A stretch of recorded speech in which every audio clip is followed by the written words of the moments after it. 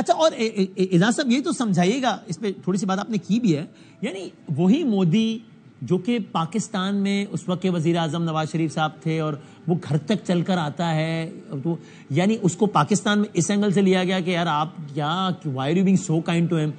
اس وقت کی ظاہر ہے وہ جو اسٹیبلشمنٹ تھی وہ بھی زیادہ خوش نہیں ہوئی اس بارے اس چیز پہ کہ وہ کہا گیا جناب ڈپلومیٹک نارمس فالو نہیں کیے گئے. لیکن میں دوسرے اینگل سے پوچھوں کہ یعنی وہ اگر اس ذہنیت کا آدمی تھا وہ تو اس نے یہ اقدام کیوں کیا؟ یا واقعی وہ صرف ایک پرسنل تعلق پہ تھا؟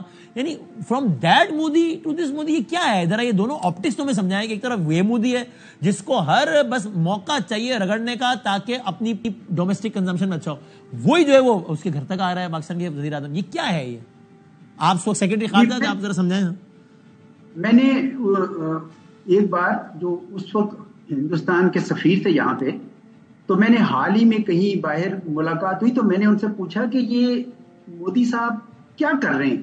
اس وقت تو یہ کر رہے تھے تو ابھی یہ کر رہے ہیں. تو کہنے لگا کہ مودی صاحب نے اس وقت، یہ ان کی رائے میں بتا رہا ہوں آپ کو، کہ اس مودی یہ سمجھتا تھا کہ جو کام ہندوستان کا کوئی وزیر اعظم نہیں کر سکا وہ میں کر کے دکھاتا ہوں پاکستان کے ساتھ، یعنی نارملائز ان دی سینس کہ وہ ریجنل ڈومیننٹ، یعنی اچھا کہ میں چودھری ہوں، میں سب کو ذرا صحیح کہ اچھا میں بڑا بن گیا، اچھا تھانے دار بن گیا. اسی لیے اس نے اپنی انوگریشن میں بھی صرف ریجن کے لوگ بلائے تھے تاکہ میری وہ دستار بندی دیکھیں اور سارا کچھ.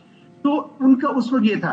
اور دوسرا یہ ہے کہ جب وہ پٹھان کوٹ ہوا تو وہ ڈس اپوائنٹ ہوا، تو پھر وہ اس نے کہا جو میں واجپئی پیار سے نہیں کر سکے میں زور سے کر کے دکھاؤں گا، اپنی طاقت سے کر کے دکھاؤں گا. تو یہ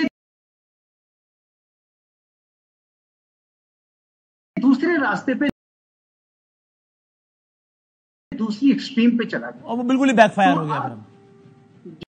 تو اس کی وجہ سے اب میں یہ نوٹس کر رہا ہوں کہ پھنس گئے اپنے ہی جال میں مودی صاحب. سیاسی قیمت ادا کرنی پڑے گی اس بات کی، کیونکہ جو عوام ہے ان کی وہ بڑے غصے میں بھی ہیں. اور عوام کچھ بنا دیے انہوں نے.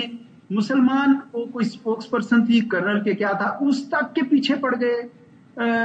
فارن سیکرٹری نے اناؤنسمنٹ کی، ہی واز اے میسنجر، ٹھیک ہے جی، اس کے پیچھے پڑ گئے، اس کی بیٹی کے پیچھے پڑ. عجیب ماحول بنا دیا انہوں نے انڈیا میں کہ کوئی کسی کی عزت محفوظ نہیں.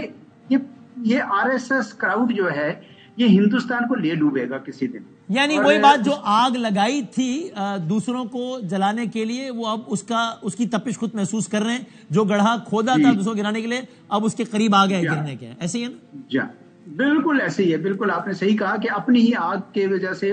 اب میں اس لیے کہہ رہا ہوں کہ ہمیں پریپیئرڈ رہنا چاہیے، کیونکہ اب یہ جب ڈیسپریٹ ہوں گے نا، ان کو سمجھ نہیں آئے گی کیا کریں. تو اس وقت یہ کوئی بھی بےہدہ غلط حرکت کر سکتے ہیں.